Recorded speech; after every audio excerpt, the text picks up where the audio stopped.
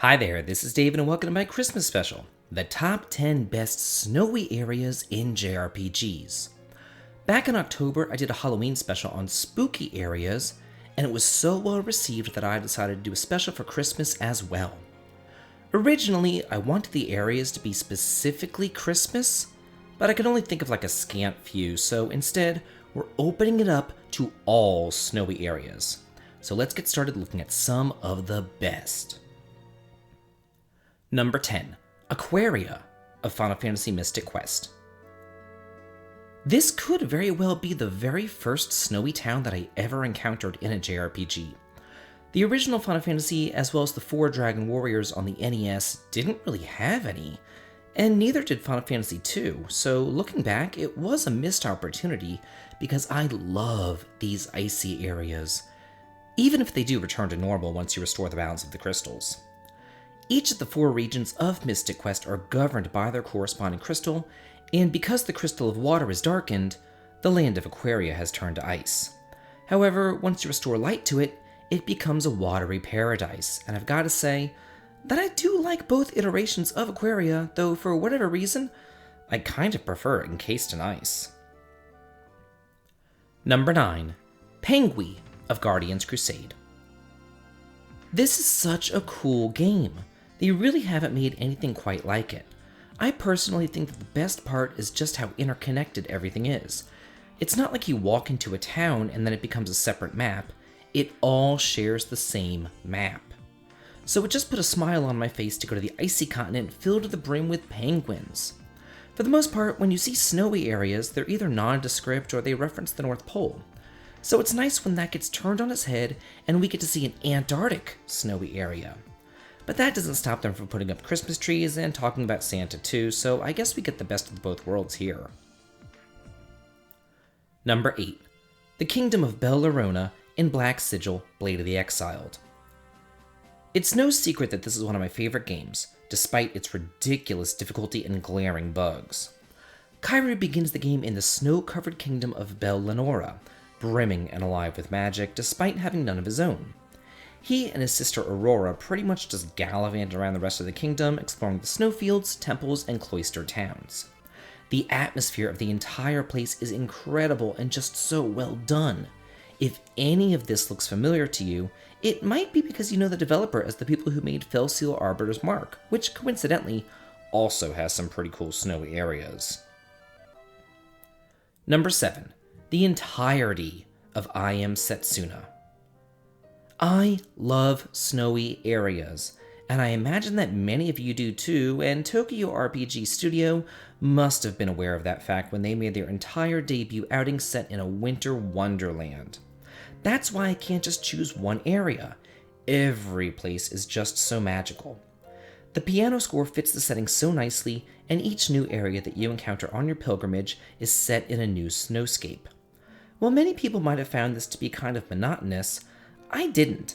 I thought that each region was just more gorgeous than the last, and I had a joy let's playing through the entire game. Number 6, Ymir of the Legend of Heroes Trails of Cold Steel series.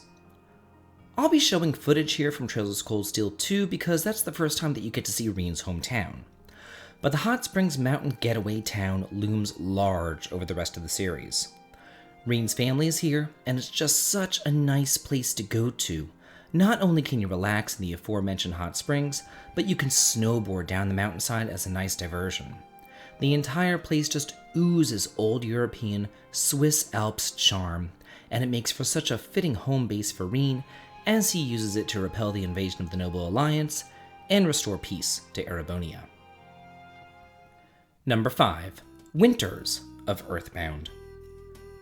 Even the background music here is Christmassy with its sleigh bells. I love it.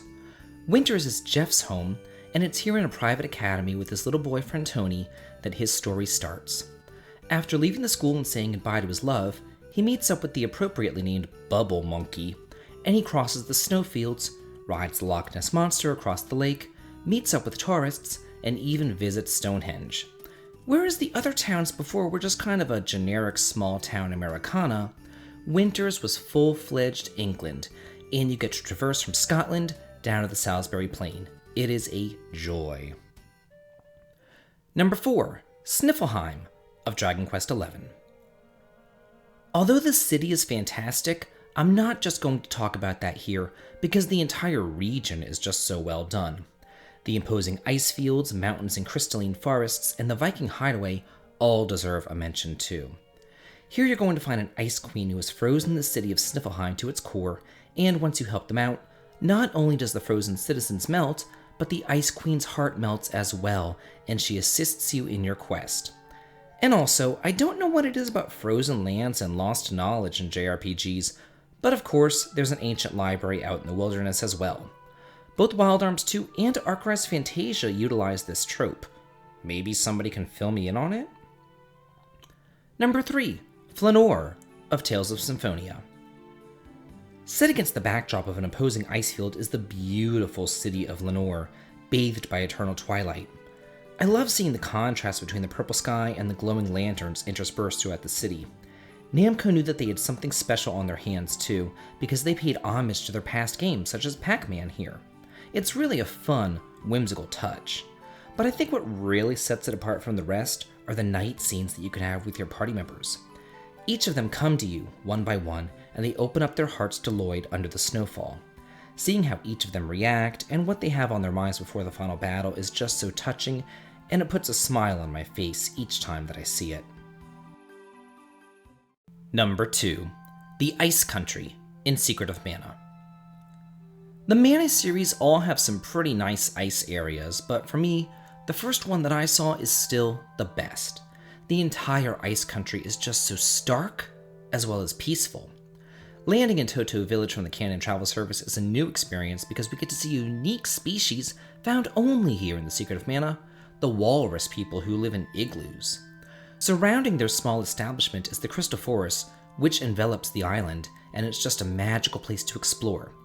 And who can forget running into Rudolph when he pleads for the heroes to rescue his master?